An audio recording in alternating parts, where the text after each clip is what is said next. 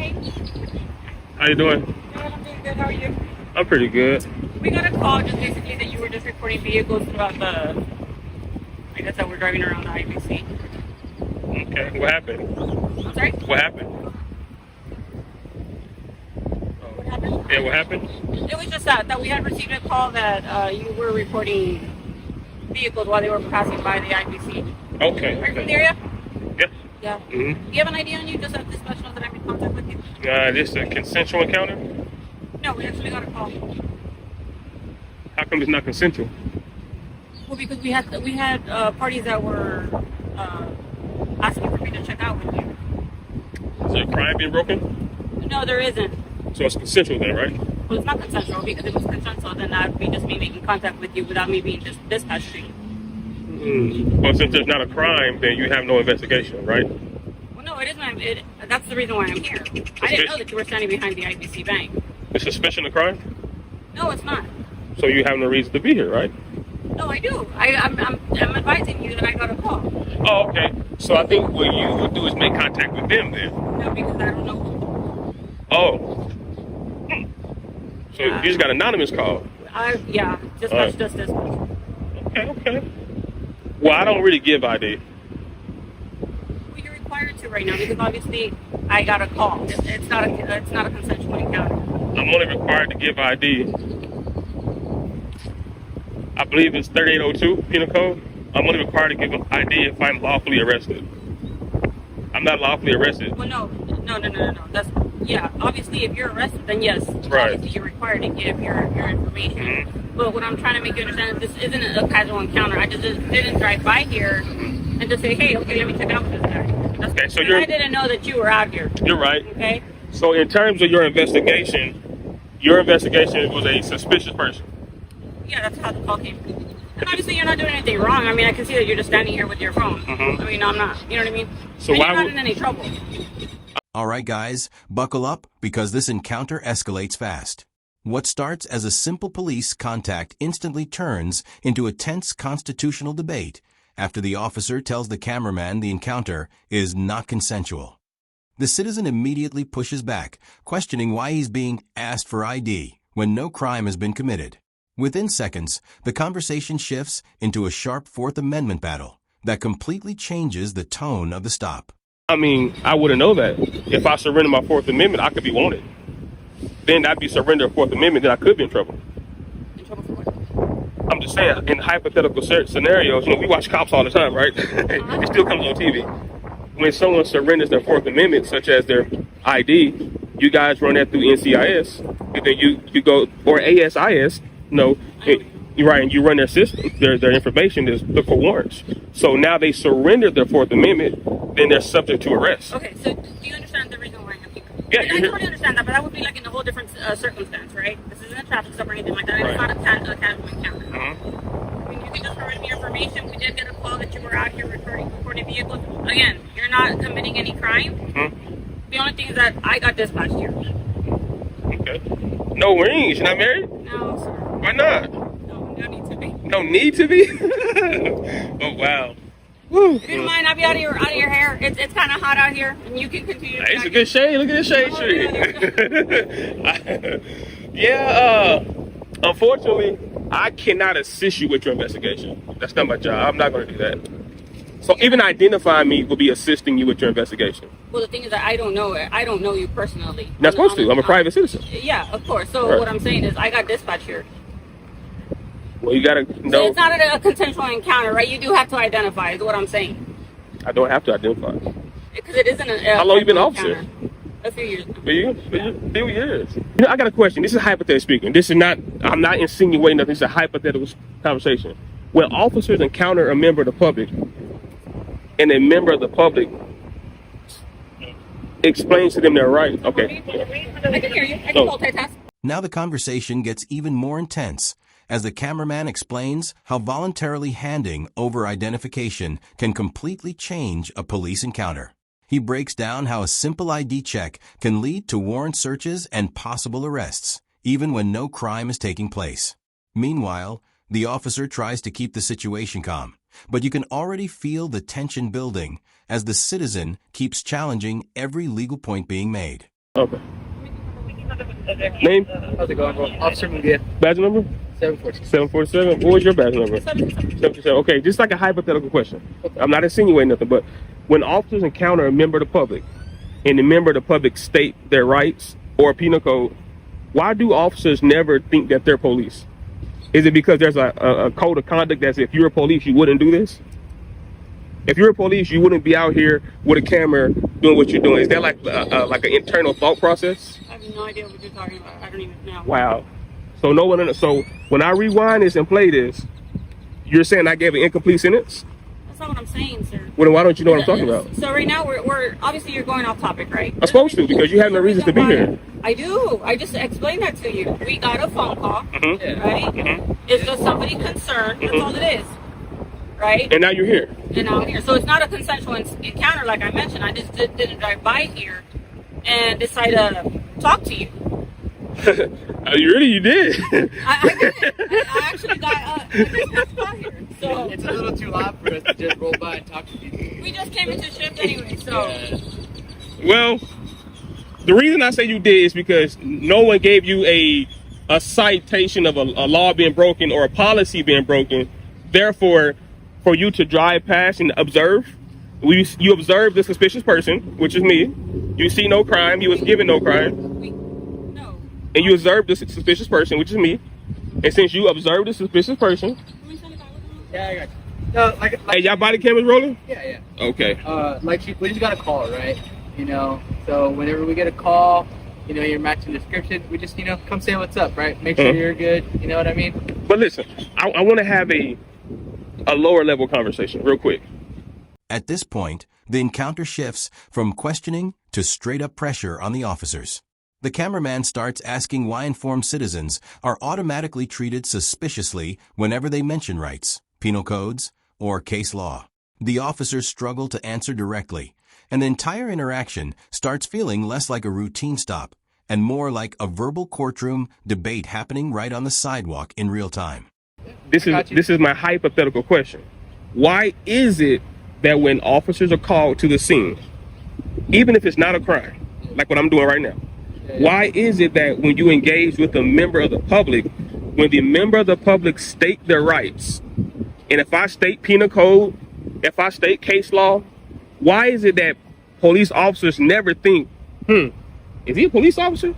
It's almost like you guys just be like, he's not a lawyer, he's not a police officer, whatever he's saying. Why is it that type of like posture? Yeah. No, I mean, we listen to people, right? It's a part of our job, you know, every single day. When people are right, I tell them, okay, you're right. You know what I mean? Okay, now watch this. Is this a consensual encounter? No, it's not. Okay. Just because it's a call for service. Right, because it's a call for service. Yeah. But when it's a call for service, you guys are here to enforce the law. Not necessarily. Then what else do you enforce? So like reasonable suspicion, right? What's reasonable?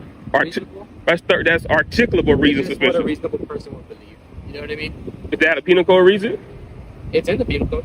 It says articulable suspicion that a crime is being committed or about to be committed. I don't know the definition textbook off my head, right? But reasonable suspicion, probable cause, they're all different levels. Right. But like I said, call for service, usually just reasonable suspicion. You know what I mean? It's not probable cause, right? Like, it's not Right. probable cause. So that's what probably cost me the ID. But that's not what she's saying. We're still here because she's saying I have to ID. Oh, that's her call, right? No. Officer in charge here. She's officer in charge, Yeah. but you still have a duty to correct any erroneous mistakes. Yeah. So right, so I don't see any mistakes going on here. Right? you just said I don't have the ID. I just told you she said I have to. Now you say you don't see a mistake. Well, that's her call. Maybe she sees something that I don't. I don't know what to call you. Yeah. How you doing? You're gonna be good if we leave. Yeah. Look, like I mentioned before, you're not committing a crime, right? And you're obviously aware of that, right? Right. You obviously got concerned citizens.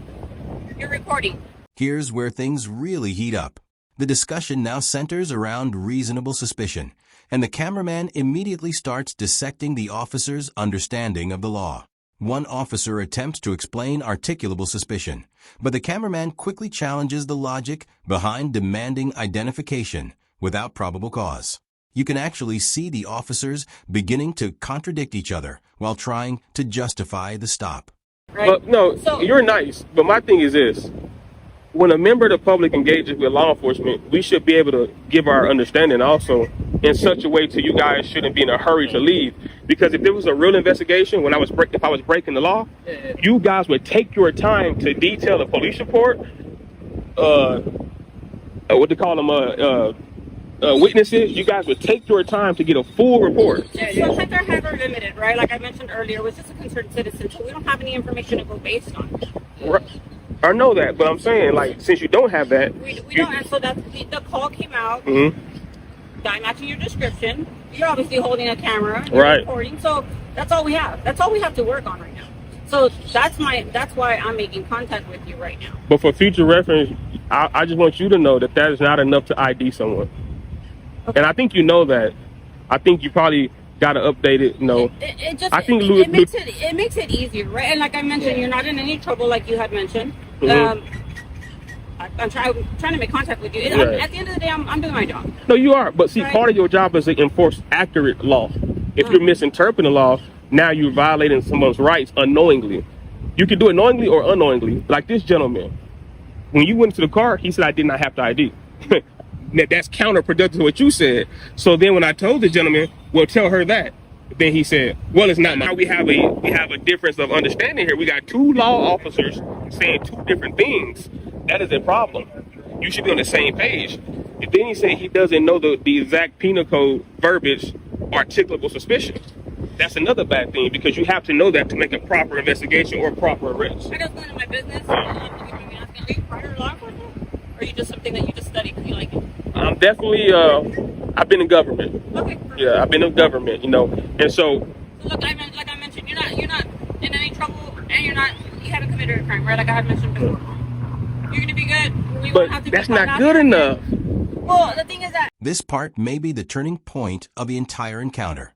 The cameraman directly accuses the officers of giving conflicting legal information and points out how dangerous misinformation can become during police interactions. What makes this moment powerful is that both officers appear to be operating under different interpretations of the law, and the citizen refuses to let that contradiction slide for even a second. Because you gave misinformation. You said I did not have to ID. Did you say that? And then when I said, well, tell her that, there's no proper cause. So then why did you say I have to ID? Well, because it wasn't a casual encounter. It just make it easy. That's not a legitimate circumstance. I want to know the right answer. So I'm trying to get you guys to get on the same page. That's what I'm trying to do. I want to know, why did you say I don't have to ID, and why are you saying I do have to ID? I did get dispatched. He didn't get dispatched. Doesn't matter. He's law enforcement. Well, yeah, but what I'm saying is he probably did a roll by him. I'm pretty sure he didn't get dispatched to here. I have a call. Like, I have an actual call that I mean, there's always an officer in charge for any situation, but that doesn't mean you didn't know what's going on, right? Okay, so like I mentioned, I did get a call. I have a call was created for me to be contacted. This isn't, like I mentioned, I just didn't casually drive up here, and I was on the other side of town when this call came in. Right. So all I'm saying is. Okay, let me ask you this: if I would have gave you my ID, would you have ran my name?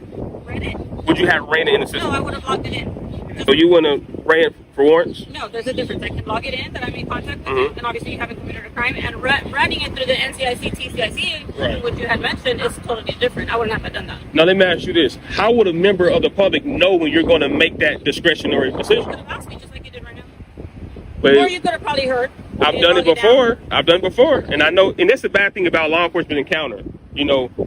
When a member of the public says something that happened in the past, law enforcement says, "Well, that's a different situation." But when you guys encounter us, and you say, "Well, you could be doing this, you could be doing that," then we can say, "Well, that's a different situation." So it goes both ways, Well, right? Yeah, every situation is different.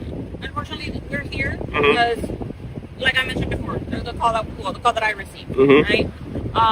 And that's basically, like I mentioned, you're not in any trouble or anything like that. Now the cameraman starts forcing hypothetical questions that put the officers in an uncomfortable position. He asks whether they would run his identification if he handed it over, raising concerns about discretionary policing and database checks. The officers attempt to explain themselves, but the cameraman keeps steering the conversation back toward constitutional rights, making this encounter feel more intense with every minute. You guys got cards? Yeah. You can write the CAD number on there, this call for service number on there for me. You want the cat narrative number? Yeah. So you don't want to say you don't. So are you the kind of public official that don't correct their officers when they're wrong? I don't know if she's right or wrong. You don't know penal code? I do. What's penal code for ID? Penal code for ID? Yeah. That doesn't really make any sense. What is the penal code for when a member of the public is required to identify themselves? When they're suspected of committing a crime. Right. Am I suspected of committing a crime? So Well, like I said, we got reasonable suspicion, we got probable cause, we got mere suspicion. all that is separate though. Yeah, but you're rambling on about all these different. I'm rambling. Yeah, you keep throwing different names. Isn't that what you guys use to articulate an arrest or a citation? You use penal code, right? Yeah. So when a member of the, or right, so when a member of the public brings up penal code, then they're rambling. Well, I mean, you don't really stay on one topic. You know what I mean? That's what I'm saying. Because you guys have no reason to be here, so I have to use subject matter examples to get you guys to understand. Well, it's like she just finished telling you, man. We do have a reason to be here just because of a call. Now, Right? That doesn't mean we're, telling you, hey, you're committed a crime or whatever, right? But it's just a concerned citizen, right? Our citizens are responsible. you're Daffy Duck. You need to touch up on your law and your fundamentals, because you are a casualty to the city, and you, by the way you interpret things, it's not good for law enforcement. That's not a case number. I stretched it out. It's just the cat narrative. It's information. If you guys are here on an information call.